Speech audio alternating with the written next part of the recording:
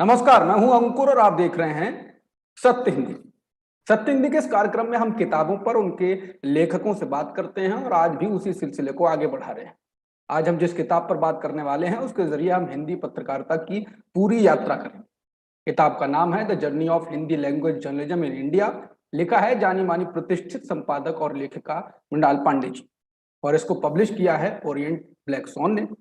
मृणाल पांडे जी हिंदी पत्रकारिता में उन गिनी चुनी शख्सियतों में से एक हैं जिनका नाम लेते वक्त वैसे ही कान पर हाथ रखा जा सकता है जैसे संगीतकार किसी बड़े संगीतकार और गुरु का नाम लेते हुए रखता है।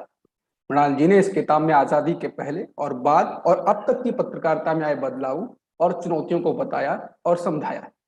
दरअसल आज की युवा पीढ़ी जब टीवी चैनलों पर चीखते चिल्लाते एंकरों को देखती है तो शायद उसे लगता है कि यही पत्रकारिता है और ऐसी ही ये रही होगी, लेकिन ये ऐसी तो ना थी कभी। हाँ, हिंदी पत्रकारिता का शुरुआती दौर बुरा रहा था, लड़खड़ाती हुई खड़ी हुई थी, लेकिन उसके बाद इसको आगे बढ़ाने वाले महारथी भी मिले और इसने उनके कंधों पर बैठकर शिखर को भी छुआ। हालांकि अब टेक्नोलॉजी ने पूरी कहानी को बदल दिया है, जिसके कारण इसको लोगों तक इसकी जो पहुंच है वो बढ़ गई है। हालांकि ये पत्रकारों के ऊपर है कि वो उस पहुंच तक क्या पहुंचाना चाह रहे हैं। हिंदी पत्रकारिता के मौजूदा स्वरूप को देखकर इसकी यात्रा को जानना दिलचस्प तो होगा ही, साथ ही साथ न्यूज रूम में हुए बदलावों को जानना भी कि कैसे अब महिलाओं को भरपूर हिस्सा मिल रहा है। और वो वक्त भी था जब इस किताब की लेखिका यानी कि मृणाल पांडे जी पूरे न्यूज रूम में इकलौती महिला हुआ करती थी। बात बाकी वर्गों और मीडिया के हर पहलू पर तो होगी ही, इसलिए और समय ना लेते हुए सीधे मुद्दे की बात पर आते हैं। और वो ये है कि अगर आप सवाल पूछना चाहते हैं यानी कि जो हमसे यहाँ पर रजिस्टर करके जुड़े हुए हैं, आपकी स्क्रीन के नीचे Q&A का विकल्प है, उस पर टाइप करके हमें भेज दीजिए। सवाल अच्छा हुआ तो पूछा जाएगा या चर्चा के अंत में आप हैंड रेज के विकल्प का इस्तेमाल कर सकते हैं और सीधे बातचीत भी कर सकते हैं। अगर तो यहाँ से चर्चा को आगे बढ़ाएंगे आशुतोष और आलोक। Over to you. नमस्कार, मैं आशुतोष। ये किताब जो इस वक्त मेरे हाथ में है, इस किताब का नाम है the journey of Hindi language journalism in India from Raj to Swaraj and beyond. ये किताब लिखी है मृणाल पांडे जी ने। मैं अपने दर्शकों को बता दूं कि दरअसल पत्रकारिता में मेरा मेरा मेरा प्रवेश नहीं हो पाता अगर मृणाल जी नहीं होती। तो उन्होंने सबसे पहले मुझे नौकरी दी साप्ताहिक हिंदुस्तान में, और ये वो महीना था जब नेल्सन मंडेला जेल से रिहा हुए थे 27 साल के बाद। इसलिए इस किताब को पढ़ना मेरे लिए एक अभूतपूर्व यात्रा है।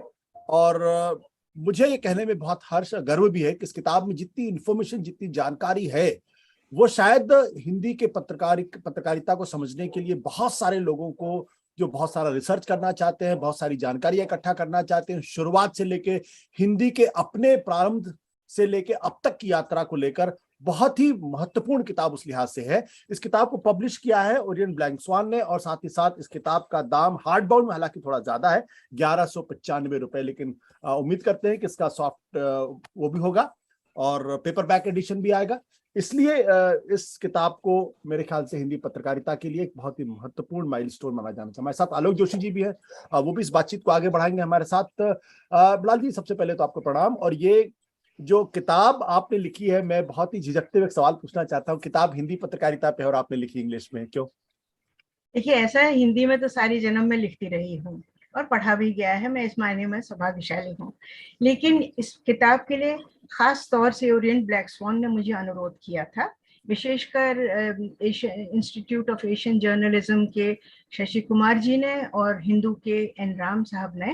उन्होंने कहा कि बहुत सारे हिंदी भाषी छात्र हैं जर्नलिज्म के जो हिंदी पत्रकारिता का फुटप्रिंट तो पहचानते हैं और जानते हैं, लेकिन हिंदी पत्रकारिता पर हमारे पास कोई भी ऐसी टेक्स्ट नहीं है जिसकी मार्फत हम उनको विश्वस्त और भीतरी जानकारियां दे सकें। हिंदी वाले हिंदी में ही लिखते हैं, अंग्रेजी वाले अंग्रेजी में ही लिखते हैं। आपका ये कर्तव्य है अब कि अब आप एक किताब इस पर लिख दें। तो मैंने सहर्ष स्वीकार कर लिया और मुझे लगा कि अच्छा है, क्योंकि भीतरी व्यक्ति की बतौर बहुत सारी ऐसी बातें हैं या गलतफहमियां हैं जिन पर प्रकाश डाला जा सकता है, उनका निराकरण किया जा सकता है।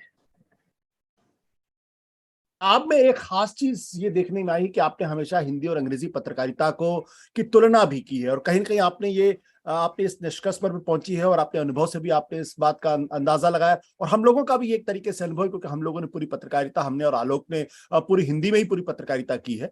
हालांकि हम दोनों लोग अंग्रेजी में भी लिखते रहे हैं। वो ये कि अंग्रेजी पत्रकारिता की तुलना में हिंदी पत्रकारिता को बहुत कमजोर आका गया, या उसको जिस तरीके से जिसको भाव मिलना चाहिए था, जिस तरीके से मार्केट वैल्यू मिलनी चाहिए थी, वो नहीं मिल पाई है।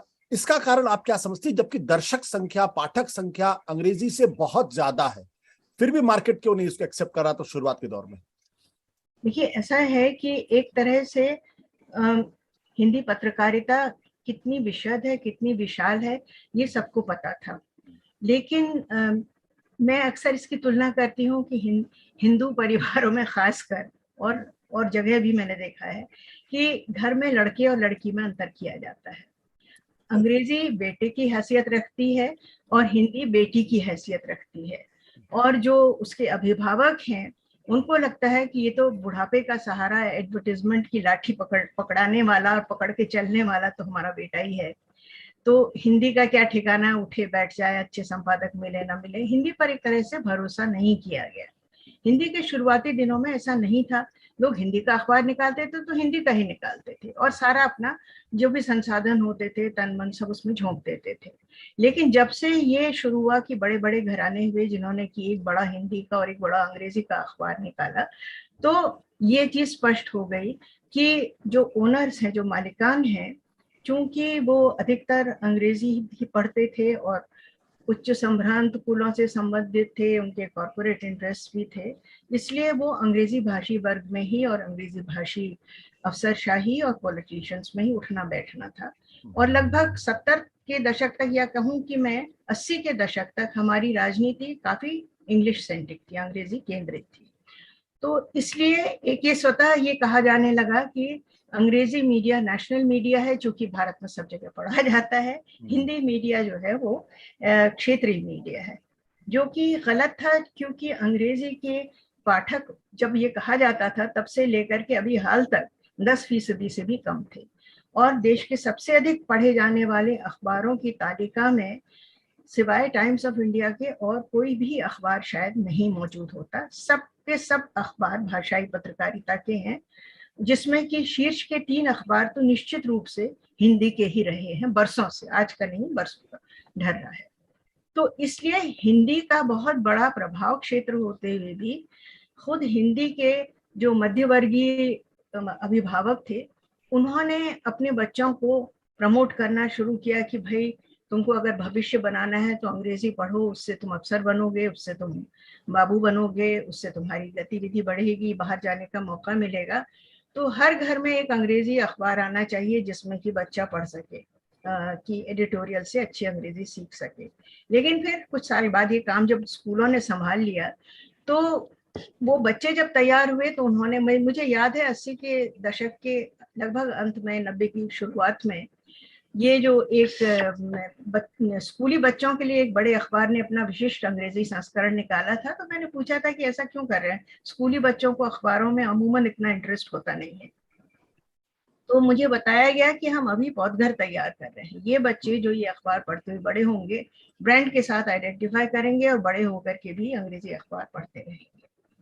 तो इस तरह का सोच व्याप्त था और अभी भी है, और हमको इसके बारे में सहज स्वीकार करना चाहिए और इसके खिलाफ भी अपनी आवाज बुलंद करते रहना चाहिए। मेरे मन में कड़वाहट नहीं है, अंग्रेजी ने जरूरत से ज्यादा खाया है, खिलाया है और काफी अघाए हुए भी रहे हैं, लेकिन इसके बावजूद अंग्रेजी ने दिया भी बहुत कुछ है।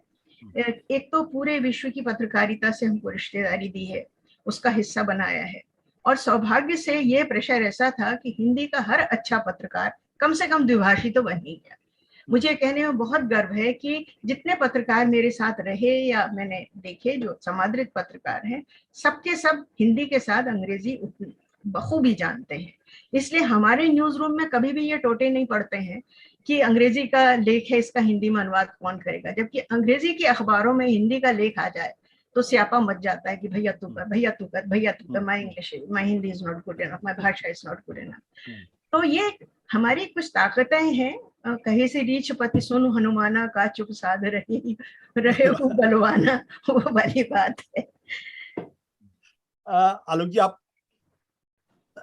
मैं मृणाल जी पूछना चाहता हूँ, आप क्योंकि अब आपने किताब हिंदी पत्रकारिता पे लिखी है, आशुतोष के सवाल के जवाब में आप कह चुकी है कि उसको आपने इंग्लिश में क्यों लिखा, और मुझे लगता है बड़ा वैलिड कारण है कि सिर्फ हिंदी वाले अपनी, मतलब मैं अपनी आत्मकथा अपने लिए लिख रहा हूँ, उसका कोई लाभ नहीं है।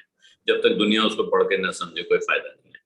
लेकिन हिंदी के साथ, जो हिंदी पत्रकारिता के साथ जो सवाल हैं, जो चुनौतियां दिख रही हैं आपको, वो चुनौतियां हिंदी स्पेसिफिक ज्यादा होती हैं या भारत की कुल समान जो पत्रकारिता के सामने चुनौतियां हैं, हिंदी भी करीब करीब उन्हीं चुनौतियों से जुड़ रही है? देखिए, ईमान की बात तो यह है कि हिंदी पत्रकारिता चूंकि मेरे दिल के करीब है, आदमी सबसे पहले अपने बच्चे का ख्याल करता है, तो इसलिए मुझे वो चुनौती सबसे पहले हिंदी के परिप्रेक्ष्य में दिखाई देती है। लेकिन मैं इससे भी अवगत हूँ कि हिंदी पत्रकारिता की चुनौती अकेली चुनौती नहीं है, इसकी जड़ें बहुत गहरी हैं, कमोबेश हर भाषा की पत्रकारिता में, जिसमें अब अंग्रेजी भी शामिल हो गई है, वो जड़ें खुबी हुई हैं। और जब तक कि मूल कारणों तक हम नहीं जाएंगे और उस पर चर्चा नहीं करेंगे, सबसे बड़ा जो सवाल है सब भाषाओं की पत्रकारिता पर, चाहे हिंदी हो, तमिल हो, बंगाली हो, या कोई भी भारतीय भाषा हो या अंग्रेजी हो, जैसे बहुत सारे लोग कहते हैं कि वो भी भारतीय भाषा है, कोई भी भाषा हो, मालिकाना हक किसका है? पहले से हमारे यहाँ कहते थे ना कि चोर को नहीं, चोर की माँ को पकड़ो। तो अगर अवमूल्यन हुआ है तो कहीं ना कहीं अवमूल्यन शीर्ष के हस्तक्षेप या शीर्ष की सलाह के बिना तो नहीं हो सकता है। जो तनख्वाह देता है तो उसका थोड़ा बहुत ख्याल सब रखते हैं। तो इसलिए जो मालिकाना हक है, इधर बड़ी तेजी से जिस प्रकार से इधर उधर होते होते चंद हाथों में बहुत बड़े बड़े घरानों में सिमट कर रह गया है, उससे बहुत सारी चीजें ऐसी पैदा हो गई हैं जो कि पत्रकारिता के मूल यानी पाठक से ध्यान भटकाती है। जो पत्रकारिता का उत्स है वो पाठक है। और ये चीज गांधी जी ने पकड़ी थी, अभी नहीं बल्कि जब वो भारत आए थे पहली बार साउथ अफ्रीका से, तो उन्होंने अपने 3 मित्रों से कहा था साबरमती में कि भाई मुझे एक कोई भाषाई अखबार चाहिए, अंग्रेजी का तो मैं निकालूंगा ही, साउथ अफ्रीका में भी निकाल रहा था, मुझे भाषाई पत्र चाहिए। तो उन लोगों ने नवजीवन नाम का एक मासिक पत्र गुजराती का था, वो बापू को दिया और कहा कि आपका है, नवजीवन प्रेस भी आपका है, आप इसे निकालिए। तो गांधी जी ने उसको फोर्टनाइटली बनाया और पहले उसे गुजराती में छापा कुछ दिन, और फिर उन्होंने कहा कि नहीं, सबसे बड़े समूह तक पहुंचने के लिए जो भाषा है वो है हिंदी, तो इसलिए मैं इसको हिंदी में निकालूंगा। और ये होते ही एक अभूतपूर्व उछाल उसकी सर्कुलेशन में आ गया और नवजीवन एक बहुत महत्वपूर्ण अखबार बन गया, इतना महत्वपूर्ण कि उसको जब्त किया गया, बार बार उसके प्रकाशन गृह को जब्त किया गया, गांधी जी जेल गए। और ये एक बहुत बहुत कम लोगों ने इस अखबार की पुरानी प्रतियां पढ़ी हैं, मुझे भी बड़ी मुश्किल से हाथ पैर मार के चंद प्रतियां मिली। उसमें गांधी जी ने बहुत महत्वपूर्ण बातें कही हैं, जैसे स्वराज आंदोलन के बारे में पहली बार उन्होंने हिंदी में चर्चा की है, और उन्होंने इसका कारण भी दिया है कि हमारे जो भाई बहन हैं वो हिंदी समझते हैं, इसलिए मैं हिंदी में स्वराज का अर्थ उन्होंने समझाया कि स्वराज का अर्थ क्या है। तो कुल मिलाकर के ये जो हिंदी का ये जो था, उसमें गांधी जी ने एक बहुत महत्व की बात कही जो आज लोग शायद जानते नहीं है, वो ये कि मैं विज्ञापन नहीं लूंगा, ये अखबार चलेगा तो पाठक के पैसा देने से, उसके खर्चे से चलेगा, और अगर पाठक खर्चा नहीं देंगे तो अखबार बंद कर दूंगा। अगर आप चाहते हैं कि आपको हिंदी में विश्वस्त खबरें मिलती रहें और मेरे संपादकीय मिलते रहें, तो हमारा जो शीर्ष मूल्य है वो आप चुकाइए, और उसी के बूते उससे जो पैसा आएगा हम ये अखबार चलाएंगे। अगर आप लोग नहीं चलने देंगे तो हम एडवर्टाइजमेंट तो किसी हालत में स्वीकार नहीं करेंगे, अखबार बंद हो जाएगा। तो साफ दो टूक बात कहते थे। उसके बाद फिर बहुत सारा पानी गंगा में बह गया जैसे कहते हैं, लेकिन होते होते ये हुआ कि विज्ञापन लोगों ने स्वीकार करने शुरू किए, क्योंकि पत्रकारिता बड़ी हो रही थी, फैल रही थी, अखबारी दाम बढ़ रहे थे, और खासकर आजादी के बाद फिर जब दमनकारिता का इतना ज्यादा डर नहीं रहा तो बहुत सारे बड़े अखबार भी निकले। और एक ये होता है, इसके बारे में बहुत लोगों ने, जानकार लोगों ने लिखा है कि जब भी कभी एक पब्लिक मंच बनता है और उससे बहुत सारे लोग जुड़ने लगते हैं, तो उसको सूंघती सूंघती कॉर्पोरेट ताकतें पास में आ जाती हैं, क्योंकि उनको अपने लिए वहां पर एक जैसे कहा जाए नाड़ी तंत्र स्नायु तंत्र विकसित करना होता है। तो यही पत्रकारिता के साथ भी हुआ। बहुत दिन तक तो मामला दबा ढका रहा। मुझे अच्छी तरह याद है 80 के दशक में जब मैं वामा पत्रिका निकालती थी तो मुझे कंसल्ट किया गया कि एक बड़ी कैंपेन गंगा सफाई की चल रही थी। तो ये नाना मिशन बने थे गंगा पर। तो मैंने कहा गंगा पर हिंदी के हर बड़े कवि ने बहुत सुंदर कविताएं लिखी हैं और संस्कृत तक जाए तो शंकराचार्य से लेकर के बहुत लंबी धारा है। तो आप ऐसा क्यों नहीं करते हैं कि कोई आधुनिक हिंदी अच्छे कवि की कविता लेकर के और उसके इर्द गिर्द आप, ये हो रहा था कि हिंदी का मैटर कौन लिखेगा। उन दिनों दईमारी जो एडवर्टाइजिंग कंपनीज थी बड़ी बड़ी, उनके पास हिंदी के कॉपीराइटर्स नहीं थे। तो मुझसे कहा गया तुम लिखो। मैंने कहा मैं बहुत अदना चीज हूँ, दूसरे मेरी कोई ट्रेनिंग नहीं है, तीसरे मुझे लगता है कि हिंदी का जो सबसे सुंदर हिस्सा है वो उसका साहित्य है। किसी बड़े साहित्यकार ने जो कविता लिखी हो हिंदी पर उसको केंद्र में रखिए, बढ़िया विजुअल डालिए और उसमें अगर 19-20 करना होगा, टैग लाइन लिखनी होगी, उसमें मैं मदद कर सकती हूँ, लेकिन ये काम मुझसे नहीं सधेगा। तो एक बहुत बड़ी विज्ञापन कंपनी को ये काम दिया गया और उन्होंने बहुत सुंदर विज्ञापन बनाया और वो जो था वो विज्ञापन छपा और तमाम सरकारी प्रकाशनों में गया। तो मैं गई उनके पास, मैंने कहा कि भैया ये वामा को क्यों नहीं मिल रहा है। तो बोले आपका सर्कुलेशन बहुत कम है। तो मैंने देखा कि वो विज्ञापन फिल्मी गलियां को मिल रहा था क्योंकि उनका सर्कुलेशन बहियों में ज्यादा था। तो ये मैंने तमीज सब धान ढाई पसेरी था अंग्रेजी वालों के सामने उस वक्त। तो ये तमीज नहीं थी कि कहाँ हमारी सचमुच की टारगेट ऑडियंस है, लेकिन ये था कि भाई वाइडली डिसेमिनेट करना है मैसेज। तो आप ये सोचिए कि मैंने केदारनाथ अग्रवाल की या नरेश मेहता की कविताएं अगर फिल्मी कलियां का पाठक पढ़ेगा कितना, तो वो समझेगा कितनी उसकी रुचि होगी। लेकिन ये मसला था। लेकिन 90 आते आते ये चीज क्लियर हो गई थी कि, और उसका मुख्य कारण ये था जो हमारा सबसे बड़ा प्रतिस्पर्धी था टीवी, वही हमारा सबसे बड़ा मददगार हुआ। क्योंकि जब टीवी की रेटिंग्स आने लगी और सारे के सारे हिंदी चैनल अंग्रेजी चैनलों को रातों रात धोबी पछाड़ देने लगे, तब फिर ये लोगों को समझ में आया कि ओह हम तो इतने सारे आई बॉल्स मिस कर रहे हैं। तो हिंदी चैनल्स को महत्व मिलने लगा।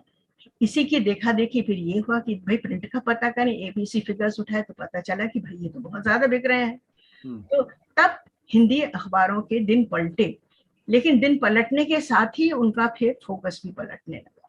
पाठक से दृष्टि विचलित हुई और फिर ये हुआ कि हम विज्ञापन दाता को कितना कृतार्थ करें कि हमको भरपूर झोली भर विज्ञापन मिले। फिर एक बड़े अखबार ने ये शुरू किया, बहुत ही कुकर्म जिसे मैं कहती हूँ, कि उन्होंने 1 रुपये में अपना अखबार बेचना शुरू किया। तो हाहाकार मच गया क्योंकि सब लोग उसी को खरीदने लगे। और उन्होंने ये कहा कि हमको कोई चिंता नहीं, क्योंकि हम इतना पैसा एडवर्टीजमेंट से बटोर लेते हैं कि हम अपनी पत्रिकाओं को भी क्रॉस सब्सिडाइज कर सकते हैं। और ये करना शुरू हुआ। तो इससे फिर ये चीज देखा देखी, खरबूजे को देख के हिंदी के खरबूजे ने भी रंग पकड़ा, उन्होंने भी ये करना शुरू किया। और इसी से फिर कालांतर में पेड न्यूज नाम का राक्षस प्रकट हुआ। उसके बाद तो द रेस्ट इज दे से इज हिस्ट्री। इससे जुड़ी एक चीज और मृणाल जी से और पूछूंगा कि आप, हम लोगों को याद है, आपको तो याद होगा ही, जैसा भी आशुतोष ने बताया, आप संपादक थी जब हम लोग काम शुरू कर रहे थे, तो हमको याद है कि पूरे उत्तर भारत में इस बात पे बहुत हैरानी होती थी कि केरल के अखबार इस देश के सबसे ज्यादा सर्कुलेशन वाले मलयालम अखबार होते थे, बंगला अखबार होते थे, कुछ कन्नड़ के अखबार भी होते थे। हिंदी वाले प्रदेश में सभी लोग आश्चर्य करते थे कि हिंदी का अखबार इस देश का नंबर 1 अखबार क्यों नहीं है। आज की तारीख में आप ऊपर से 1 से लेकर 5-7 नंबर तक देखें, सब हिंदी के अखबार है। लेकिन इसके साथ उन हिंदी के अखबारों का जो हाल हुआ है, आपने अपनी किताब की शुरुआत में जिन संपादकों का और जिन अखबारों का जिक्र किया है, उसमें नई दुनिया, स्वतंत्र भारत, आज, अमर उजाला है शायद, इनके जो नाम लेके आप शुरू करें, ये ऐसे अखबार होते थे। मैं क्योंकि लखनऊ में था, स्वतंत्र भारत पढ़ा मैंने बचपन में, उसमें भी, और नई दुनिया कई दिनों के बाद हमें मिलता था जब हम अखबार में काम करने लगे, तब भी हम उसे पढ़ते थे, 3 दिन बाद आता था, क्योंकि उसके अंदर इतना कुछ होता था कि वो हमारी आंखें खोलता था, हमको दुनिया दिखाता था। आज की तारीख में किसी अखबार को पढ़कर आप अपने जिले के बाहर की खबर नहीं जान सकते। तो ये एक तरफ बहुत बड़े अखबार हो गए हैं, करोड़ों में सर्कुलेशन हो रहा है और बहुत पैसा कमा रहे हैं, दूसरी तरफ उनको पढ़कर कोई इंसान के ज्ञान में वृद्धि नहीं हो रही है, उसकी आंखें नहीं खुल रही हैं। ये जो विरोधाभास है। ये कहाँ ले जा रहा है? ये विरोधाभास अच्छा नहीं है, क्योंकि जैसे आपने नई दुनिया का जिक्र किया, ये मैं कहूंगी कि छोटे छोटे कस्बों में भी मध्य प्रदेश की नई दुनिया लोग खोज खोज करके उन दिनों पढ़ते थे। राहुल बारपोते, राजेंद्र माथुर, शरद जोशी, प्रभाष जोशी, ये सब लोग उससे जुड़े हुए थे। इसके अलावा कुमार गंधर्व से लेकर के और तमाम जितने बड़े स्वामीनाथन तक जो चित्रकार थे, सब लोग उस अखबार से जुड़े हुए थे। उस अखबार में एक तरह, ये बिना जुनून के अखबार नहीं चलते, बिना जुनून के पत्रकारिता नहीं होती। जब आप पागलपन की हद तक अपनी बात पर अड़ जाते हैं या अपने स्टैंड ले लेते हैं, तो उसमें एक चमक आती है जिसे कि लोग, पढ़ने वाले भी लोग नोट ही नहीं करते, याद रखते हैं, पीढ़ी दर पीढ़ी उसको याद रखते हैं। तो आजकल की जो पत्रकारिता है उसमें जुनून नहीं है, उसमें जुनून खत्म हो गया है। इसलिए क्योंकि सब लोग सींग पूंछ छिपा करके ताबेदारी में लग गए हैं। खासकर मुझे कहते हैं बहुत शर्म आती है कि हिंदी अखबार, जो बड़े अखबार हैं हिंदी के 40, 45, 50 से अधिक संस्करणों वाले, उन अखबारों में अगर आप पहला पन्ना पढ़िए और संपादकीय पन्ना पढ़िए तो सिर पीटने की इच्छा होती है। यहाँ से वहां तक विचार, बिल्कुल विचारों का अकाल है, और साफ है कि किस ओर, किस रुझान की ओर वो लोग जबरन रेखांकित कर रहे हैं, स्याह को सफेद बता रहे हैं, जबकि हम सब देख सकते हैं कि असली बात क्या है। अब हुआ ये है कि जब से सोशल मीडिया आया है, लोगों के पास बहुत बड़ा गुलदस्ता है जिसमें कि वो परख सकते हैं। सवाल उठता है कि फिर भी लोग क्यों ये अखबार खरीदते हैं। तो एक तो यह है कि बहुसंस्करणीय अखबार है, दूसरे बहुत सारे ऐसे लोग और ऐसे दफ्तर ये अखबार खरीदते हैं जिनके अपने आंतरिक स्वार्थ इसमें निहित हैं। खासकर चुनावों के आसपास तो बहुत बाढ़ आ जाती है इन अखबारों को खरीदने की और उनको वितरित करने की, मुफ्त में वितरित करने की। इसी तरह से जब सेशन होता है संसद का, तो आपने देखा होगा, आप लोग तो टीवी के पत्रकार हैं, प्रतियां लहराते हुए लोग पहुंचते हैं कि फला इतने बड़े अखबार में ये छपा है। लेकिन असलियत क्या है, किस तरह खबरें दी जाती हैं, किस तरह से बिना कॉमा और फुल स्टॉप हटाए हुए। कई लोग मुझे कहते हैं, चाची तुम अब रिटायर हो जाओ, तुम हर चीज में मीन मेख निकालती रहती हो ट्विटर पर मुझे सचमुच तकलीफ होती है। जैसे कोई बच्चा अगर बाल न बनाए बहुत दिन तक, तो फिर माँ उसको कान खींच के कहती है कि भाई तेल ठोक और ठीक से कंघी निकाल करके मांग निकाल। तो मेरा इंटरवेंशन उसी स्तर का है इस वक्त, लेकिन डायरेक्ट तो मेरा इन्वॉल्वमेंट नहीं है और ना मैं रखना चाहती हूँ। टीवी तो मैंने करीब 10-12 साल पहले कान पकड़ लिए थे कि मैं टीवी के किसी भी पैनल में किसी कदर नहीं जाऊंगी। तो हिंदी का ये हुआ है कि एक तरह से विस्फोट हुआ है, लेकिन जो चीज हिंदी फिल्मों के साथ हुई वही हिंदी पत्रकारिता के साथ भी हो रही है कि ताबड़तोड़ कमाई हो रही है, बॉक्स ऑफिस में हिट है, 200 करोड़ के पेटे में आ गई है। जैसे फिल्मों के बारे में लोग कहते हैं, वैसे अखबारों के लोग खुद, चैनलों के लोग खुद अपने चैनल के बारे में बूस्ट करते हैं।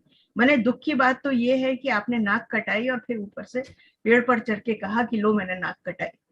तो हिंदी का ये तेवर मुझे बहुत तकलीफ दे लगता है, क्योंकि हिंदी में बहुत अच्छे पाठक हैं और बड़े मर्मी पाठक हैं, बहुत समझदार पाठक हैं, उन्होंने बहुत ऊंच नीच देखी है, कई लोग बहुत गरीबी से ऊपर उठे हैं और संघर्ष करके रास्ता बनाया है। दूसरी चीज ये कि हमारा सारा इतिहास प्रतिरोध का और साफगोई का रहा है, क्योंकि नंगा क्या धोए क्या निचोड़े वाली स्थिति हमारी रही है कि ना हमारी कोई तनख्वाहें बहुत बड़ी थी, ना हमारे पास इतनी बड़ी अट्टालिकाएं थी, ना हमारे पास बहुत ज्यादा रिसोर्सेस थे, फिर भी हमने निकाले और अपनी तई अच्छे ही अखबार निकाले। तो इसलिए हम में ये मादा था कि हम कहें कि ठीक है, आपको पसंद नहीं है तो ये हमारा त्याग पत्र, मैं तो चली। साफ साफ आप कर सकते हैं, और मैं प्रमाण, जीता जागता प्रमाण हूं कि अगर आप में प्रतिभा है तो आप बिना नौकरी के कभी नहीं रहेंगे। लेकिन ये है कि अगर आप ईमान बेच दें तो आपके पास लाखों हो जाएंगे, फिर आप स्पा बनवाइए, होटल खरीदिए और ये करिए वो करिए, आप जानते हैं मैं क्या कह रही हूँ। लेकिन कभी कभी सोच करके लगता है कि हम जिंदा क्यों हैं। आखिर अखबार का मर्म तो पाठक ही है। अगर पाठक को ही हमने भुला दिया, पाठक के ज्ञानवर्धन में हमने, हित की तो बात छोड़ ही दीजिए, लेकिन पाठक को जानकारी देने की अपनी बुनियादी जो हमारा कर्तव्य है उसमें हमने कर्तव्यच्युत हो गए हम, तो फिर हम लाख कर्तव्य पथ पर रोज सुबह मॉर्निंग वॉक करके अपनी छवि प्रसारित करते रहें, कुछ होने वाला नहीं। तो इसलिए मुझे लगता है कि हिंदी को जैसे गोरखनाथ पहुंचे थे चिमटा बजाते हुए नेपाल राज दरबार, जग मच्छिंदर गोरख आया, चिमटा मार के अपने गुरु को चैतन्य किया। मेरा कई बार मन करता है कि सीधे जाऊं और चपेटे मार करके न्यूज रूम्स को चैतन्य करूं कि भैया तुम लोग कितने बड़े, इतनी बड़ी विरासत के उत्तराधिकारी हो, जागो, अपनी शक्ति पहचानो और अपनी शक्ति का सदुपयोग करो। अंकुर तुम सवाल पूछना, लेकिन मैं एक सवाल बीच में करना चाहता कि जब हम लोग यूनिवर्सिटीज में थे, जब पढ़ा करते थे, तो उन दिनों बहुत सारे अखबार तो नहीं पढ़ पाते थे, लेकिन फिर भी टाइम्स ऑफ इंडिया पढ़ते थे या हिंदुस्तान टाइम्स पढ़ते थे। और जैसे श्यामलाल का कॉलम आता था तो हम उसको बड़े ध्यान से देखते थे। गिरिलाल जी का भी कॉलम हम लोग बहुत ध्यान से पढ़ते थे। उन दिनों अंग्रेजी में कभी कभी ओरहान पामुक का पूरा एक पेज का इंटरव्यू भी छप जाता था, उसको भी हम बहुत ध्यान से पढ़ते थे। हिंदी में आते थे तो आपका लेखन होता था या फिर प्रभास जी का होता था, और कागजकारे कॉलम तो बहुत लंबे समय तक मैंने पढ़ा। फिर राजेंद्र माथुर का भी था। आज हिंदी के अखबार इतने सारे हैं, लेकिन जो पढ़ने का जो कंटेंट है या जो किसी एक कॉलम का इंतजार वो नहीं है। ये जो उथलापन हिंदी में आया है और अंग्रेजी में भी है, उसका बुनियादी कारण आप क्या समझती हैं? मतलब बिल्कुल मुझे कभी क्या याद आता है कि फेसबुक पर हमें कुछ अच्छी पोस्ट मिल जाती जहां बहुत अच्छा समृद्ध साहित्यिक लिखा हुआ स्टैंड पता चलता है। अखबारों से बिल्कुल पूरी तरीके से नजर आ रहा है, तो हिंदी के अखबार में तो बिल्कुल ही गायब है। देखिए, मूल बीमारी तो मैंने शुरू में ही रेखांकित कर दी थी कि मालिकान के क्या इंटरेस्ट है। आप बड़े अखबारों के बोर्डरूम की फहरिस्तें निकालिए और देखिए कि उसमें जो बोर्ड के सदस्य हैं, जो शेयर धारकों का प्रतिनिधित्व करते हैं, वो किन किन इंडस्ट्री से आते हैं। सीमेंट से हैं, वस्त्र उद्योग से हैं, केमिकल से हैं, फार्मा से हैं, स्टील से हैं, सब तरह के उद्योगों से जुड़े हुए हैं। लेकिन पढ़ने लिखने वाले किसी उद्योग का जुड़ा हुआ व्यक्ति आपको शायद ही किसी बड़े अखबार के बोर्ड रूम में मिले। और महाजनों ये गतः सपंथा, बड़े अखबार जो करेंगे फिर छोटे प्रोविंशियल अखबार करेंगे, और छोटे प्रोविंशियल अखबार अब बचे भी नहीं है। जैसे नई दुनिया को बड़े अखबार समूह ने खरीद लिया, तो इसलिए नई दुनिया तो अब बिल्कुल आमूल चूल बदल गया है। पहले उसके दो भाग में, एक जबलपुर संस्करण, एक इंदौर संस्करण, फिर वो कमजोर पड़ा, फिर बड़े समूह ने खरीद लिया। अब शायद वो अच्छा ही कर रहा होगा, लेकिन जिस तरह की उल जलूल खबरें उसमें छपती हैं, यही हालत तमाम ही बड़े हिंदी अखबारों की है। क्योंकि 90 के आसपास एक बड़ा चेंज ये हुआ कि हमारे यहाँ वंशवाद इतना लोग कहते हैं और इतने एडिटर्स इस पर एडिटोरियल लिखते हैं। पत्रकारिता के मिल्कियत में भी वंशवाद रहा है कि पिता मरे तो पुत्र इनहेरिट करेंगे, या भाई और चाचा के बच्चे और भाई के बच्चे ये सब मिल करके इनहेरिट करेंगे। फिर बोर्ड रूम में यही लोग सब जगह चलाएंगे। लाभचंद छजलानी जी ने जब नई दुनिया शुरू किया था तो उसके बाद उनके पुत्र ही उसको चलाते रहे, अभय छजलानी। तो इसलिए जो एक ये वंशानुक्रम से मिली हुई चीज होती है, पहला जो वंशगत वो होता है, वो तो बहुत धुरंधर और बहुत जुनूनी किस्म का होता है। धीरे धीरे वो डाइल्यूट होने लगता है, क्योंकि हिंदी की पट्टी के व्यक्ति के हाथ में 4 पैसे आए तो बच्चों को सीधे कॉन्वेंट भेजता है। हिंदी के जितने प्रकाशन संस्थान है साहित्य के भी, उन सब के मालिकान का भी आप इतिहास देख लीजिए, सब अपने बच्चों को हिंदी भाषी बना चुके हैं। हिंदी भाषी ही नहीं, एक भाषा भाषी बना चुके हैं। उनके बच्चे सिवाय अंग्रेजी के कोई भाषा नहीं जानते हैं। और इसलिए आप जो छाप रहे हैं वो आप पढ़ रहे हैं क्या? मैं नहीं समझती हूँ आज अधिकतर संपादक जो छाप रहे हैं वो पढ़ रहे हैं। धर्र से वहां से आती है चीज बनी बनाई, साथ में निर्देश आता है कि मस्ट गो, मस्ट कैरी, तो उसके बाद फिर सवाल पूछने का साहस कितने में लोगों में है, आप उसको कर रहे हैं। अरे मिनिस्टर, केंद्रीय minister signed editorial pieces editorial page के लिए लिख रहे हैं। ये वो पेज है जिसके लिए लोग सिर कटाने, संपादक सिर कटा देते थे। मुझे अच्छी तरह याद है, 1-2 बार गिरिलाल जैन जिनके साथ मेरी बहुत वैचारिक असहमति होते हुए भी बहुत अच्छे रिश्ते थे, क्योंकि वो बहुत अपनी तरह से बहुत ईमानदार थे अपनी वैचारिकता के प्रति और बहुत अखबार के प्रति बहुत प्रतिबद्ध थे। उन्होंने मेरे सामने गरज करके कितनी बार इस तरह की चीजों को, यही चीज मैंने और अखबार के बड़े संपादकों में देखी कि एक फायरवॉल होती थी, एक अग्नि का घेरा होता था जिसे क्रॉस करने का दुस्साहस कोई मालिक नहीं करता था। लेकिन जब ये मालिकान की ये वाली पीढ़ी गई, जो कि इसका महत्व समझती थी और जिसके अंदर अपने प्रोडक्ट के लिए, जैसे अब प्रोडक्ट कहते हैं लेकिन हम हमारे जमाने में अपनी अखबार के लिए पैशन कहा जाता था। तो जो दूसरी पीढ़ी आई उसकी आंखों में रुपए और डॉलर घूम रहे थे, तो किस तरह से अधिकाधिक पैसा कमाया जाए, तो ये पूरा फोकस ही फिर डिफोकस हो गया। तो इसलिए आज ये है कि संपादकों को पता है कि जो भी कचरा उनको दिया जाएगा वो उनको छापना है, उसी को सजा संवार करके वो छाप देते हैं। इसी तरह से टेलीविजन चैनल्स में भी जो पैनल्स हैं, आप देखिए कि साल दर साल वही पैनलिस्ट हैं। आप जानते हैं जैसे वो नूरा कुश्तियों में होता है कि 2 पहलवान पटियाला के, 2 पहलवान बिहार के, आपको पता है कि ये प्रोज हैं, ये एंटीज हैं, लगभग सबका आश्वस्त है कि वो इस विषय पर क्या करेंगे। तो जिस विषय पर मैक्सिमम बमचक हो सके वो विषय छांटा जाता है और उसके बाद आग में और घी डालने के लिए पार्टियों के, 2 विपक्षी बड़ी पार्टियों के प्रवक्ता बुला लिए जाते हैं। तो ये सब एक अजीब सा, बहुत ही घटिया नाटक भी मैं नहीं कहूंगी, नौटंकी का भी बहुत अंतिम क्षणों में जो स्वरूप हो गया था, नदी नारे न जाओ श्याम पैया परूं वाली टाइप की जो चीज थी, वो युग आ गया है। और इसमें मुझे सोशल मीडिया एक तरह से थोड़ी बहुत, जैसे आपने कहा, हाशिए में ऑक्सीजन देती हुई दिखाई देती है, लेकिन सोशल मीडिया की मुश्कें कसने की तैयारियां तो हो रही हैं, लेकिन मुझे लगता है कि ये बहुत बड़ी चीज है। और हिंदी कम से कम तभी सबसे सुंदर अपना रूप दिखाती है जब वो थोड़ी सी तंग दस्ती से गुजर रही होती है, जहां 4 पैसे आए नहीं कि लोगों की आंखें बदल जाती हैं। बहुत सारे मेरे साथ के जो संपादक हैं जिनका मैं बहुत आदर करती थी, जिनके कॉलम खोज खोज के पढ़ती थी, आज मैं देखती हूँ कि वो ऐसी जलेबियां बना रहे हैं क्योंकि उनको खुश रखना है, मालिकान को अपना कॉलम भी बड़े अखबारों में छपवाना है, लेकिन ये भी है कि बहुत उनके जो पुराने पाठक हैं वो उनको ताने देंगे। तो ऐसे लिहाज में कुछ वो कुछ ढक के, कुछ उघाड़ के, कुछ वो करके तमाम करते, पर हम लोग बेवकूफ तो नहीं है। आखिर हम लोगों ने भी धूप में बाल सफेद नहीं किया, हम सब जानते हैं। तो आशुतोष के तो मुझसे भी ज्यादा बाल सफेद हो गए हम सब जानते हैं कि असलियत क्या है। तो इसलिए मुझे लगता है कि सोशल मीडिया एक तरह से वो छोटा सा बच्चा है जिसे पन्ना धाय की तरह हमें जंगल में ले जाके पालना है। हो सकता है कि बड़ा होके वो गद्दी पर बैठेगा तो फिर वो भी वही बंटाढार करेगा, तो फिर हम कोई और ढूंढेंगे, लेकिन ये क्रम टूटना नहीं चाहिए, ये क्रम बना रहना चाहिए। और सोशल मीडिया मुझे उम्मीद देता है कि ये क्रम बना रहेगा, क्योंकि इतना विशाल और विश्वव्यापी हो चुका है। आप लाख दबाइए, खबर एक करहा की तरह निकल खाई जाती। अंकुर, कुछ सवाल आपके? हाँ, मेरा सवाल था, उसमें से आधा का तो जवाब मिल ही गया, लेकिन फिर मैं थोड़ा सा अलग से फ्रेम करता हूँ। मेरा सवाल ये, पहले तो मैं ये पूछना चाह रहा था, जैसे सर ने पूछा कि जो उथलापन आ गया है, आपने भी उसका जवाब दिया कैसे आया है। अब अगर कोई उम्मीद ढूंढना चाहता हो, मुझ जैसे और लाखों लोग जो चाहते हो कि इसका कोई तो जरिया होगा जहां से इसे सुधारा जा सकता है। डिजिटल मीडिया उसको अलग रखते हैं क्योंकि उसमें भी प्रदूषण फैलने लगा है, वो अलग बात है। कोई एक जरिया हो जिससे ये इसे सुधारा जा सके, या अपने आप कोई ऐसा पीक आएगा उसके बाद ये, जैसे गुरुत्वाकर्षण बल होता है, जो चीज ऊपर जाती है वो फिर आती है, उसका कोई तरीका?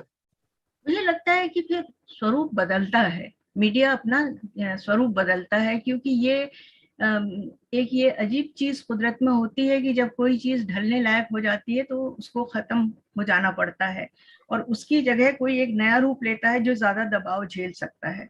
तो इसलिए मुझे लगता है एक तो ये है कि मीडिया का रूप बदलेगा, डिजिटल ही रास्ता है, आगे का रास्ता प्रिंट नहीं है।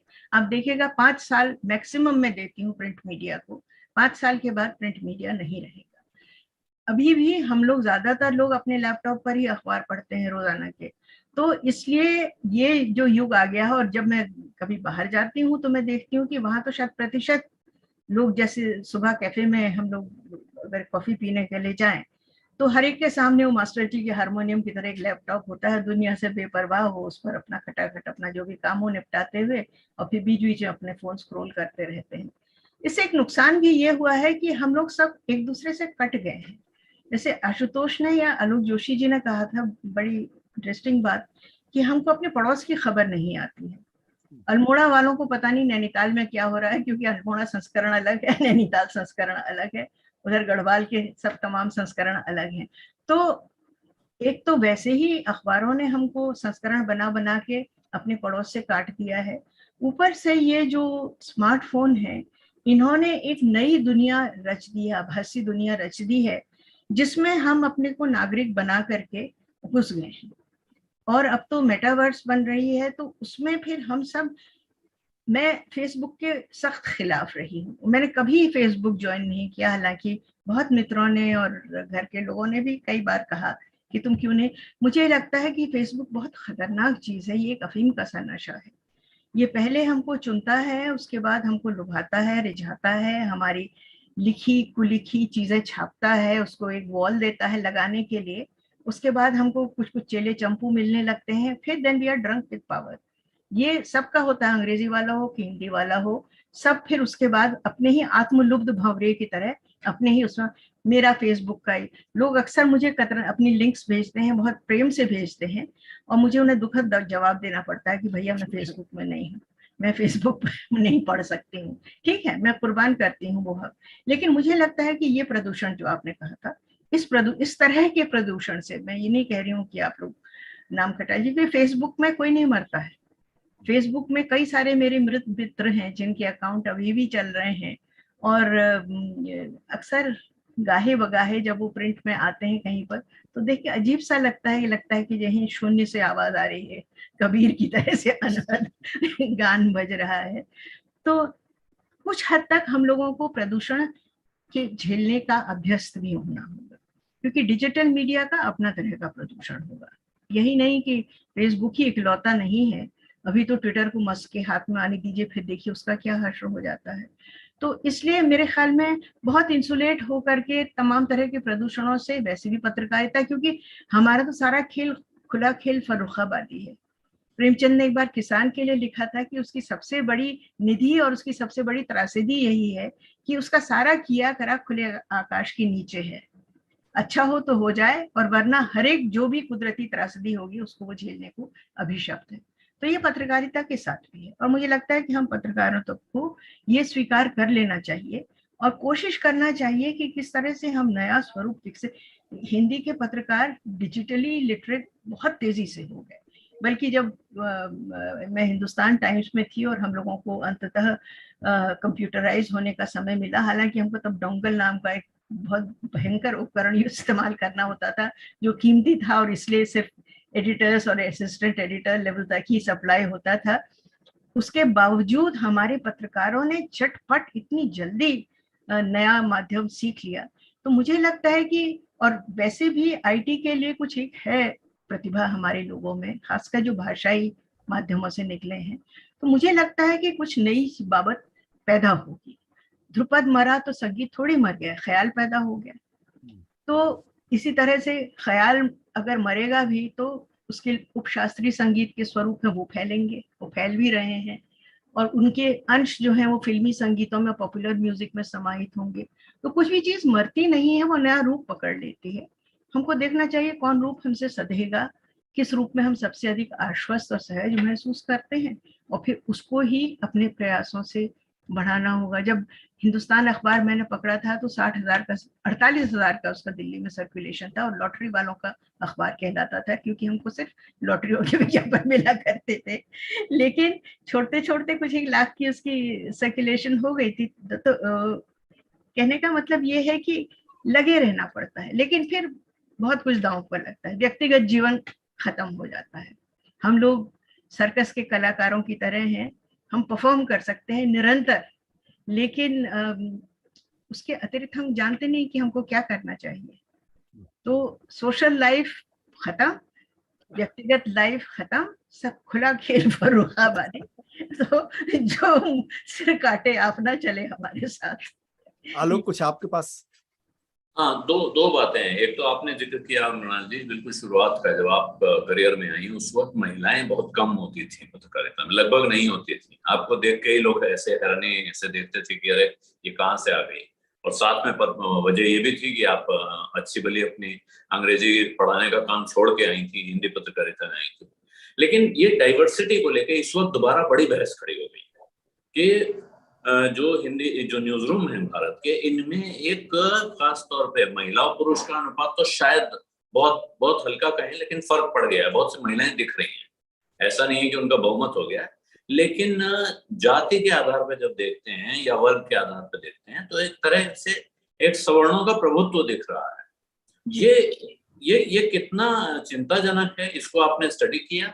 दूसरा, हमने जो सवाल पूछा कितना लोकतांत्रिक है हिंदी मीडिया, तो लोकतंत्र का, अंदर के लोकतंत्र का और बाहर के लोकतंत्र का क्या रिश्ता है?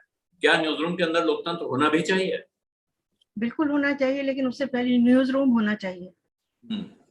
ये भी है ना कि अगर हर बड़ा वरिष्ठ पत्रकार, हर वरिष्ठ न्यूज गैदरर, संकलन करता अलग अलग हॉटलाइन से अलग अलग लोगों से बात करके अपने लिए आदेश रोजाना सुबह लेता हो, ये दफ्तर आते आते 15 जगह मत्थे टेक करके आता हो, तो उससे हम क्या एक्सपेक्ट कर सकते हैं? उसके लिए फिर संपादक को कर रहा होना पड़ेगा। तो इसलिए संपादक नाम का जीव अगर अच्छा कहलाए तो मैं उसको बड़ा संदिग्ध व्यक्ति मानती हूँ। किसी भी संपादक का नाम बहुत प्रेज वर्दी या बहुत तारीफ के साथ आपने नहीं सुना होगा, और वजह यही है कि संपादक एक तरह का मानदंड होता है जो कि खड़ा हो जाता है कि बस यहाँ तक और यहाँ से आगे नहीं।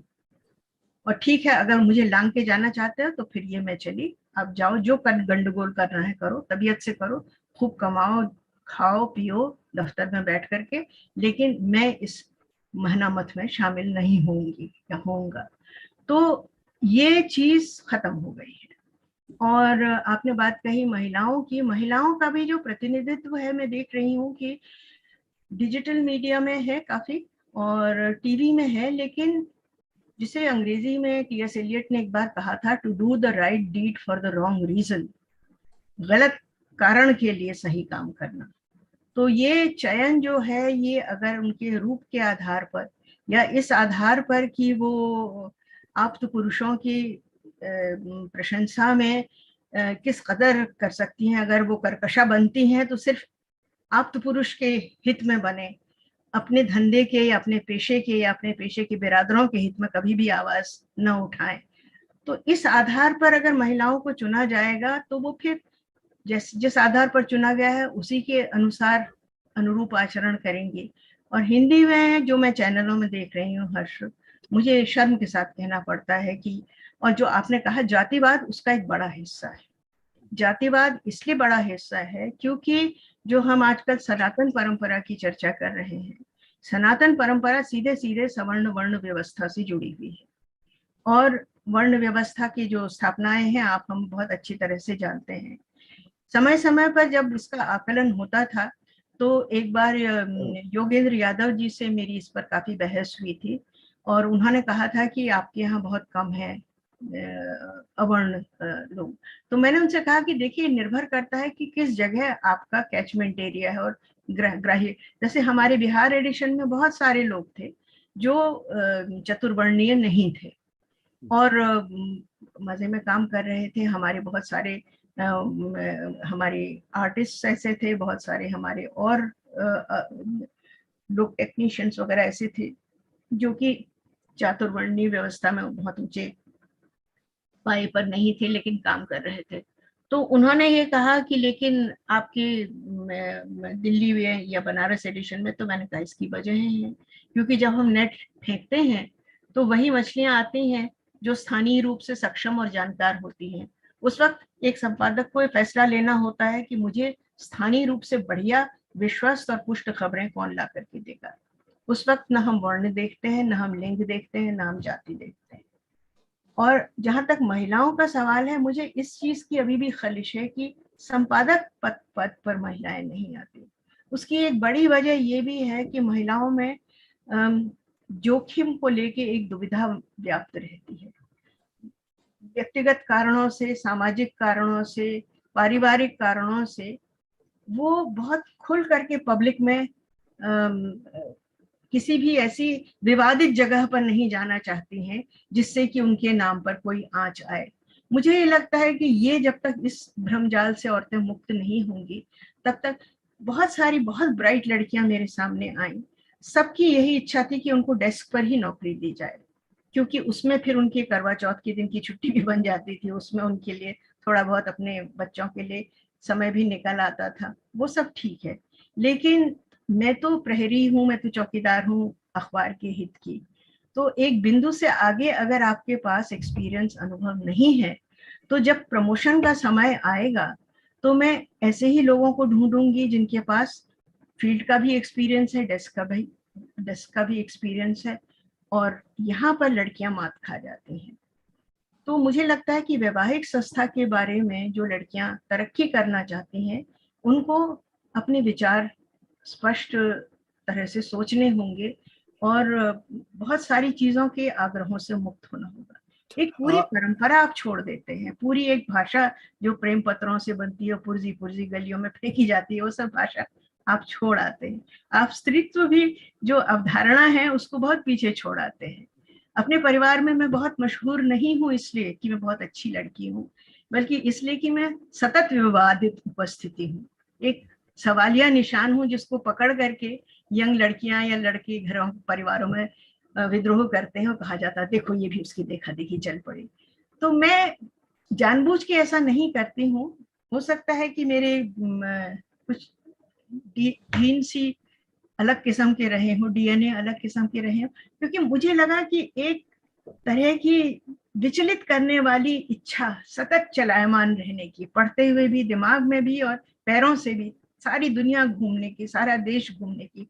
और मैंने बार बार कई रिपोर्टों के सिलसिले में महिलाओं के प्रसूति स्वास्थ्य, उनके वेतनमान, श्रमिक महिलाओं की आपबीती सुनने के लिए पूरे देश का भ्रमण किया। और मैं सच में कहूँ कि मुझे क्षण भर के लिए भी इसको करने में संकोच नहीं हुआ। इसकी मैंने, ठीक है, व्यक्तिगत जो भी मैंने अपनी कीमत चुकाई वो मेरे पास है, लेकिन मैंने उसको लेकर के कभी मन को छोटा नहीं किया। तो ये चीज लड़कियों को विकसित करनी होगी, क्योंकि आप सिर्फ अपनी खूबसूरती के बूते कितने दिन टिके, और उसमें भी अगर आप हमेशा दूसरे का सिखाया गाना ही गाती रहेंगी, आपकी प्रतिभा में अपनी उपज कब होगी?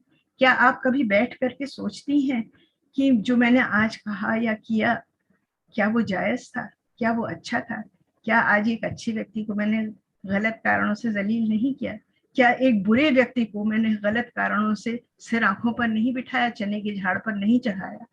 तो सिर्फ सुंदर दिखने से या ब्लो ड्राई बाल रखने से ही आप बड़े एंकर नहीं बनते हैं। आप बाल बिखेर के आइए बीबीसी की लीज डुसेट की तरह से, बाल खड़े हैं सेही के कांटों की तरह से, कपड़े अस्त व्यस्त हैं, लेकिन आप युद्ध क्षेत्र के बीच में खड़े हैं। तो ऐसी वृत्ति हिंदी पट्टी की लड़कियों को विकसित करनी होगी, और करेंगे वो धीरे धीरे कर रही है। अंकुर, अब हमारे ख्याल से मुश्किल 12 मिनट बचा है, बहुत सारे सवाल होंगे, उनमें से जो जायज सवाल है आप उनको ले लीजिए। कुछ सवाल तो ऐसे हैं जैसे कि जो आलोक सर ने पूछ लिया वो हो चुका है। एक सवाल वो ऐसा, हालांकि उसका जवाब वो दिया जा चुका है, वो उसमें क्वेश्चन मार्क लगा के मैं ये पूछ लेता हूँ, उनका नाम मैं भूल गया हूँ, एक सेकंड में रुकना पड़ेगा। नाम उनका है प्रमोद जिंदल साहब। वो कह रहे हैं कि अब उनका जो सार था वो ये था, सवाल खो गया है। सवाल उनका ये था कि आजकल जो आपने बात कही कि पत्रकारों में वो जुनून होना चाहिए, और वो कह रहे हैं कि आजकल केवल क्या पत्रकारिता पैसों के लिए करी ही जाती है, वो सब कह रहे हैं। तो ये जुनून वाली बात क्या खत्म हो गई है? और जो अगर खत्म नहीं हुई है कुछ लोगों में है, तो वो क्या कभी ऊपर आ भी पाएंगे? वो ये पूछना चाह रहे जी बिल्कुल आएंगे। अब ये देखिए, पुलित्जर मिला है आज दानिश सिद्दीकी को अपनी फोटोग्राफी के लिए। वो कहाँ से उठे और कहाँ पर आए और किस कदर छा गए। ऐसी बहुत सारी महिला लड़कियां भी हैं जिनको नाना पुरस्कार मिले हैं, इंटरनेशनल पुरस्कार मिले हैं, देश में पुरस्कार मिले हैं। पी साईनाथ को देख लीजिए, थोड़ी बड़ी पीढ़ी में जो जुनून है उनकी रग रग से टपकता है। तो मुझे लगता है कि हैं, जुनूनी लोग हैं, और धीरे धीरे मंच तैयार होंगे। अभी पूरी चीज एक मंथन में की प्रक्रिया से गुजर रही है, कंटेंट भी और तकनीकी भी। और धीरे धीरे जैसे जैसे ये लावा ठंडा होगा और महाद्वीप की शक्ल निकलेगी, तब फिर नई तैयारियां होंगी। तब तक के लिए जुनून की रक्षा करनी बहुत जरूरी है। रंजीत कुमार जी जो सवाल एक पूछ रहे हैं, जो कि शुरुआत में सबसे पहले आशुतोष जी ने पूछ लिया, वो ये कह रहे हैं, मृणाल जी ये हिंदी पत्रकारिता की पौधा रही हैं, लेकिन हिंदी पत्रकारिता का इतिहास हिंदी में ना लिखकर अंग्रेजी में क्यों लिखा? तो उसका जवाब दिया जा चुका है। इसका जवाब दिया जा चुका है। तो ये बाकी कुछ टिप्पणियां हैं, सवाल ऐसे नहीं है जिनको मैं आगे रखूं उस समय। ठीक है, तो मैं एक सवाल आपसे पूछ लेता हूँ। आपने अपनी किताब में पेज नंबर 90 पे लिखा है, within that kind of atmosphere a slow but dangerous delegitimisation of the mainstream media is emerging. ये आपने जो लिखा है कि मेन स्ट्रीम मीडिया को डीलेजिटिमाइजेशन जो किया जा रहा है, इससे आपने क्यों ये बात लिखी है? क्या वाकई में जानबूझकर डीलेजिटिमाइज किया जा रहा है या अपने आप डीलेजिटिमाइज हो रहा है? दोनों ही बातें हैं, जानबूझ के भी किया जा रहा है। आप देखिए, सबसे पहले जब भी कभी किसी भी वर्ग को, जो अंग्रेजी में कहते हैं ना कि एक कुत्ते को पहले, एक व्यक्ति को पहले कुत्ता बनाओ फिर उसको फांसी से लटका दो, तो इसलिए पहले आप मीडिया को, आपको याद होगा कि 2014 या 15 के लगभग प्रेस्टिट्यूट शब्द कॉइन किया था। किसने किया था? एक केंद्रीय मंत्री महोदय ने किया था जी। और एक विश्व हिंदी महासम्मेलन हुआ था भोपाल में, उसमें मैं भी गई थी पत्रकारिता के इसके सत्र के लिए, और उसमें ये शब्द काफी चर्चा में था और इसके बारे में सवालात भी हुए। मुझे लगा कि एक पढ़ा लिखा, इतने बड़े ओहदे से सेवानिवृत्त हुआ आदमी अगर मीडिया के बारे में ये सोच रखता है और ऐसी ओछी बात कह सकता है जिसका सीधा प्रहार औरतों की अस्मिता और उनकी इज्जत से है, और इसका कोई विरोध नहीं कर रहा है, तो इसका मतलब ये है कि कुछ दुरभिसंधि है। तब से मैं टोह में लग गई सोच की तरह से, और फिर मैंने धीरे धीरे देखा कि पत्रकारिता सम्मेलन होने बंद हो गए। जो सीधा संवाद होता था शीर्ष और पत्रकारों के बीच में नियमित रूप से, ये तब हम लोग चिड़चिड़ करते थे कि देखो वो हैं, उनके चहेते हैं, सबसे पहला सवाल उनसे पूछवाएंगे, पर देर सबेर बारी तो आती थी। अब तो वो बिल्कुल ही सिलसिला बंद हो गया है। फिर धीरे धीरे मंत्रालयों में जाने पर प्रतिबंधित हो गया, मंत्रालयों के बाहर कक्ष बना दिए गए और सेक्रेटरीज को ये आदेश हुआ कि वो किसी भी पत्रकार से अकेले में, मतलब जैसे हिंदुस्तानी घरों में लड़कियों पर प्रतिबंध लगते हैं, वैसे अफसरों पर और मंत्रियों पर प्रतिबंध लग गए कि तुम मीडिया के नामुरादों से अकेले में मिलोगे तो ठीक नहीं होगा। और इसका सीधा असर होते होते होते ये हुआ। फिर इसी के साथ और भी बहुत सारी चीजें हुई, हम सब जानते हैं, इसलिए उसको दोहराना निरर्थक होगा, लेकिन बहुत सारी चीजें हुई जिसकी वजह से मीडिया में वो लोग बड़ी तेजी से ऊपर आए जो अहोरूपम अहोध्वनि करते थे, और ऐसे लोग जो क्रिटिकल थे उनको या तो नौकरी से हटा दिया गया या उसी में कहीं और ऐसे विभाग में भेज दिया गया जहां पर कि वो इस तरह के काम ना कर सके। और इन सब से कुल मिलाकर के ये हुआ कि जो लोग मीडिया में छा गए वो छवाए गए थे इसी नियत से, और वो पूरी भी हुई जब चुनाव दर चुनाव उन्होंने जिस तरह से तंत्र की सेवा में अपने को प्रस्तुत किया, तो उसकी वजह से मीडिया की बदनामी भी होनी ही थी, क्योंकि बहुत उन्होंने बदगुमानी के साथ और बहुत गैर पेशेवर अंदाज में अपना काम किया। तो इसलिए दोनों ही चीजें हुई। कुछ, मेरी नानी कहती थी ना, कुछ करनी, कुछ करावनी, कुछ पूर्व जन्म के पाप, तो ये तीनों चीजें इसमें शामिल है। आशुतोष सर आप म्यूट है। आलोक, मैं यही सवाल जो अभी आशुतोष ने पूछा, इसी को थोड़ा सा और आगे बढ़ाना चाहता हूँ। आपने एक जिक्र ये किया है, अभी हो क्या रहा है, बहुत सारे लोग ये उम्मीद कर रहे हैं कि साहब ये जो ट्रेडिशनल मीडिया है अब ये तो ऑब्सोलीट हो गया। बहुत से लोग कह रहे हैं कि हम अपने घर में, हमने 2 साल से टीवी नहीं देखा, सारे कनेक्शन कटवा दिए हैं, अखबार खरीदते नहीं है। ऐसे में जो सोशल डिजिटल मीडिया जिसको हम लोग कह रहे हैं, जो हम लोग चलाते हैं, सत्यहिंदी.com है, इस तरह के और प्लेटफॉर्म है, लेकिन आप किताब में एक जिक्र कर रही हैं फिफ्थ स्टेट, और फिफ्थ स्टेट के साथ आप जो उसका नरेशन है आपका, वो ये है कि ये बहुत खतरनाक है। तो ये भी अगर एक बहुत खतरनाक महाकाय राक्षस जैसी चीज आ रही है, तो फिर आपको रास्ता कहाँ दिख रहा है? पुराने जमाने में तो होता था कि जब सब कुछ बंद हो जाए तो आप साइक्लोस्टाइल पर्चा निकालना शुरू कर दीजिए। हमको ये लगता है कि हम साइक्लोस्टाइल पर्चे वाली भूमिका में ही है जब हम यूट्यूब पर या फेसबुक पर एक इस तरह का कार्यक्रम करते हैं। देखिए, अब पर्चे का तो सवाल ही नहीं है, अखबार मैंने कागज इतना महंगा हो गया है कि हम उस झंझट में पड़ेंगे ही नहीं। लेकिन कुल मिलाकर के ये स्क्रीन हमारे पास है, और डिजिटल मीडिया में कुछ अभी भी ऐसे मंच हैं जो लगभग साफ सुथरे हैं, तो मुझे लगता है कि वहीं से शुरुआत की जाए। कोई भी किसान अगर कुछ साल बंजर गुजर जाए तो खेती तो नहीं छोड़ता है, हल तोड़ करके बैलों को जंगल में खदेड़ करके काम तो खत्म नहीं करता है। हम लोग भी किसान हैं, हम अपना हल लिए हुए बलराम की तरह घूमते रहेंगे, जहां हमको अच्छी उर्वर जमीन मिलेगी हम अपना फिर वहां पर एक रेखा खींचेंगे और बीज छींटने लगेंगे। तो मुझे लगता है कि जो लोग आश्वस्त हैं, जो कमिटेड हैं, जो चाहते हैं कि पत्रकारिता फिर से मुखर हो और कम से कम हिंदी की पत्रकारिता अगर संकीर्ण रूप में ही हम उसको सोचें, हिंदी की पत्रकारिता फिर से साफ वो स्पष्टवादी बने तो हमको तैयार रहना पड़ेगा कि हम बंजरपना भी झेलेंगे, हम वैचारिक उत्पीड़न भी झेलेंगे, हम क्रिटिसिज्म भी झेलेंगे। वो है, वो होगा, निश्चित रूप से होगा।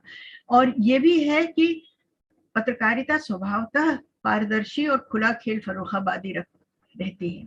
और मुझे अब लगता है कि लोग अब इतना उकता गए हैं इस तमाम नौटंकी से कि अगर उनको कुछ मंच ऐसे दिख जाते हैं जिसमें कि लोग साफ सुथरी भाषा में साफ गोई से बात कर रहे हैं, बहुत लच्छेदारी चाहे न भी हो, साफ सुथरी बात कर रहे हैं, तो ये अपने आप। दूसरी चीज मुझे लगता है कि हिंदी पत्रिकाओं का भी हमको महत्व समझना चाहिए, क्योंकि हिंदी के सबसे अच्छे संपादक साहित्यिक पत्रिकाओं से ही निकले थे। अज्ञेय से लेकर के श्रीकांत वर्मा, रघुवीर सहाय, सर्वेश्वर दयाल सक्सेना, ये तमाम लोग जो थे ये साहित्य के उस दौर से निकले थे जब पत्रिकाएं छपती थी, धर्मयुग था, दिनमान था, सारिका थी, पहल थी, हम इनकी प्रतीक्षा किया करते थे। तो कहीं डिजिटल मंच से पत्रिकाओं को भी संवर्धन मिलना चाहिए, क्योंकि पत्रिकाएं एक स्पेशलाइज्ड टेस्ट है, सुपर स्पेशलिटी है वो भाषा की, और वो भाषा का शिक्षण देती हैं उस पूरी पीढ़ी को जो पत्रकारिता कर रही है। जो हम लोगों ने भाषा सीखी वो साहित्य से सीखी और फिर उसको थोड़ा सरलीकृत करके, अभी भी लोग कहते हैं मैं कठिन भाषा लिखती हूँ, लेकिन सरलीकृत करके उसको हिंदी में इस्तेमाल किया नई जमीन तोड़ने के लिए। तो ये काम होते रहना चाहिए। एक चीज और आपने अपनी किताब में लिखा है बहुत अंत में कि large part of the Hindi media has been promoting a vision of India as Bharat Mata as central to Indian patriotism. मुझे लगता है बात थोड़ी इससे आगे की है। बहुत सारे हिंदी के अखबार, बहुत बड़े बड़े हिंदी के अखबार जो खुलेआम सांप्रदायिकता परोस रहे हैं, जो खुलेआम धर्म विशेष के खिलाफ नफरत का वातावरण पैदा कर रहे हैं। टेलीविजन के अंदर तो अंग्रेजी और हिंदी का वो भेद पूरी तरीके से खत्म हो गया है। टेलीविजन में तो चाहे हिंदी के हो चाहे अंग्रेजी के हो, खुलेआम सरकार के साथ है, खुलेआम वो सांप्रदायिकता परोस रहे हैं, धर्म विशेष के खिलाफ नफरत कर रहे हैं। लेकिन अभी भी जब हम अंग्रेजी के अखबार देखते हैं तो उसपे वो पर्दा है, लेकिन हिंदी में वो पर्दा पूरी तरीके से गायब हो गया है। अगर सरकार ये कहती है कि कोरोना के दौरान गंगा में लाशें नहीं बहाई गई, तो वहां बाकायदा सीरीज निकाली जाती जस्टिफाई करने के लिए, देखिए हिंदू धर्म में तो लाशें बहाई जाती थी। ये क्यों है? इसीलिए मुझे भारत माता शब्द से थोड़ी सी सजगता को लेकर के थोड़ी सजगता की जरूरत लगती है, क्योंकि हमारे जो कोमलता भावनाएं होती हैं वो परिवार में पिता से नहीं माँ से एसोसिएटेड होती हैं। आप किसी भी चीज को माँ का दर्जा दे दीजिए तो फिर वो सवालों के परे मान ली जाती है। माँ जैसी पूज्य, माँ जैसी सुंदर, माँ जैसी शीलवान, माँ जैसी स्नेह करने वाली, ये बहुत बड़ी हद तक सही है। लेकिन ये भी सही है कि mothers also have feet of clay, उनमें भी कुछ कुछ कमियां, कुछ कुछ कमजोरियां होती हैं। तो भारत को एकदम से एक संवैधानिक उपस्थिति के बजाय माता का दर्जा देके आप कहीं बहुत सारे तीखे सवालों से परे कर दे रहे हैं। वैसे ही जैसे कि आप देवता के बारे में सवाल नहीं पूछ सकते, आप भारत माता के बारे में सवाल नहीं पूछ सकते हैं। जबकि अवनींद्रनाथ टैगोर, जिनका की हवाला दिया जाता है, उन्होंने भारत माता की जो परिकल्पना की थी, गैरिक वस्त्र धारिणी, वो लगभग सरस्वती की परिकल्पना थी, कमंडल हाथ में लिए हुए और एक हाथ में रुद्राक्ष की माला।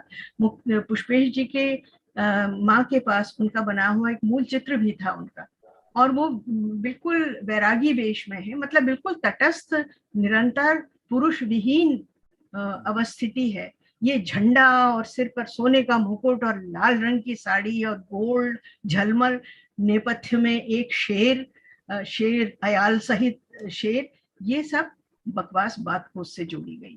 और इन सब का प्रतीकात्मक महत्व है, क्योंकि ये सीधे इस इमेज को राजनीति की जो आज की अवधारणा है, सोना चांदी, तरह तरह का अलंकरण और साड़ियां पहनना और शेर की सवारी करना। शेर की सवारी आसान नहीं होती, शेर से उतरने वाले ही जानते हैं कि शेर की सवारी क्या चीज होती है। लिस ट्रस को 6 हफ्ते में पता चल गया। तो इसलिए ये भारत माता की जो बात की जाती है, इसको भी समझ बूझ के, लेकिन दुखद बात यह है कि हिंदी में किसी भी एक अखबार के एक संपादक ने भी कोई साइंड एडिटोरियल इस विषय पर लिखा हो, मुझे नहीं मालूम। और अगर लिखा भी होगा तो वो वही वर्जन जो कि उनसे उनको कहा गया है, जिसको लिखने के लिए कि उनको अधिकृत किया गया है। तो ये एक दुखद स्थिति है और मेरे ख्याल में अगर ऐसे अखबार नष्ट होते हैं तो नष्ट हो जाए। लाल जी बहुत बहुत शुक्रिया, क्योंकि 7 बज गया, 1 घंटे तक का कार्यक्रम हमारा पहले से था, दूसरा कार्यक्रम शुरू होने वाला। अपने दर्शकों को फिर अंत में बताएंगे कि ये किताब जिस पर आज हमने चर्चा की, इस किताब का नाम है the journey of Hindi language journalism in India from Raj to Swaraj and beyond. ये मृणाल पांडे जी ने लिखी है। Black Swan, Orient Black Swan है, उन्होंने इसको पब्लिश किया है। किताब का दाम 1195 रुपए हार्ड बाउंड में, और इसका जो पेपर बैक एडिशन भी आने वाला है। एक सवाल मैं जरूर अंत पे पूछूंगा, क्या इसका हिंदी में अनुवाद होगा, क्या हिंदी में किताब जी, आएगी? मैंने अशोक माहेश्वरी जी से बात कर ली है इस बाबत। वो भी बहुत उत्सुक हैं। मैंने उनसे कहा आपको पूरा अधिकार है, किसी भी व्यक्ति से आप इसका पहला अनुवाद करवा लीजिए और फिर उसके बाद उसको फाइनली टोन अप करके और मैं आपको ही दे दूंगी। तो अब देखिए, वो जब अभी तो बहुत व्यस्त हैं, लेकिन जब उनको समय मिलेगा, वो बहुत कीन है, वो बहुत इच्छुक है इस बात के। मैंने कहा जरूर, मैं तो चाहती ही हूँ कि हिंदी में, ये तो एक तरह से कहा जाए कि कमांड परफॉर्मेंस था उन लोगों के लिए जिनका मैं बहुत आदर करती हूँ।